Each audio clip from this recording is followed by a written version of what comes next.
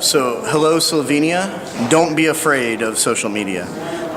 There's nothing to fear. Come on in, hang out. It's okay.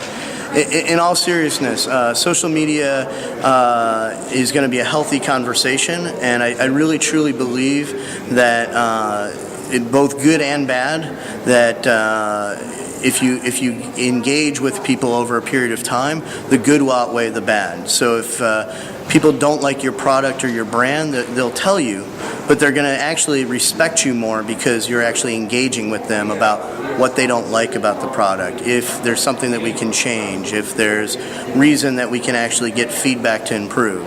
And so I think if places like Slovenia, places like Washington, D.C., very much no different. Human beings like to be able to give their feedback and actually like to know that somebody's listening and then is making some changes. So if it's a small restaurant or a clothing line, everything has to change with time. People's tastes change with time, people's tastes evolve, and being able to hear that from your customers and find out what new items to put on the menu or problems with customer service should all be addressed, and no different than just talking to the manager on a one-on-one basis, but now using it through the digital medium.